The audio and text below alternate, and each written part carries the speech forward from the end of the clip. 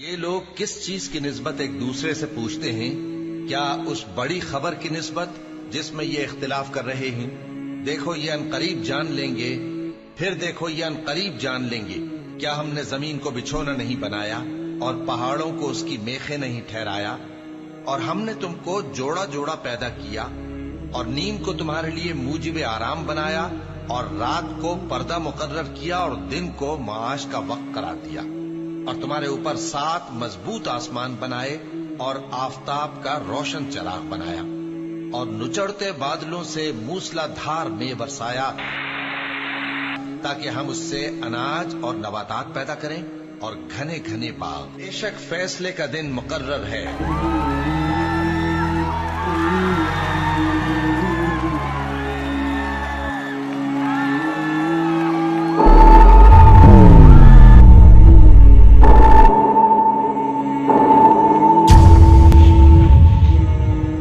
سور پھونکا جائے گا تو تم لوگ فوج در فوج موجود ہوگے، اور آسمان کھولا جائے گا تو اس میں دروازے ہو جائیں گے، اور پہاڑ چلائے جائیں گے تو وہ ریت ہو کر رہ جائیں گے۔ بے شک دوزخ گھات میں ہے، یعنی سرکشوں کے لیے کہ ان کا وہی ٹھکانہ ہے، اس میں وہ صدیوں پڑے رہیں گے۔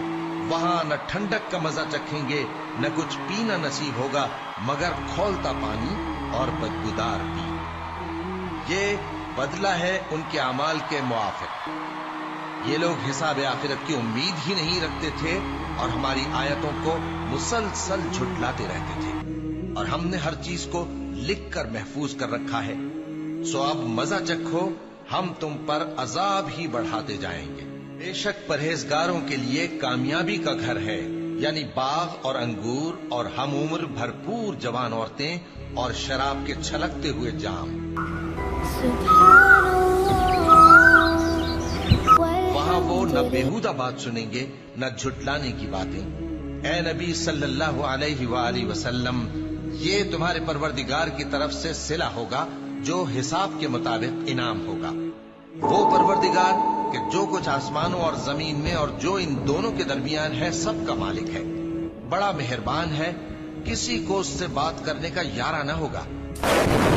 جس دن جبریل امین اور دوسرے فرشتے صف باندھ کر کھڑے ہوں گے تو کوئی بول نہ سکے گا مگر جس کو رحمان اجازت بخشے اور وہ بات بھی درست ہی کہے۔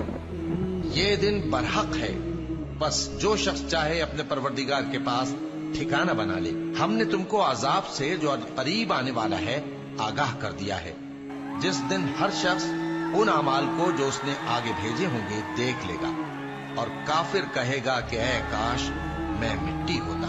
شروع اللہ کا نام لے کر جو بڑا مہربان نہایت ان فرشتوں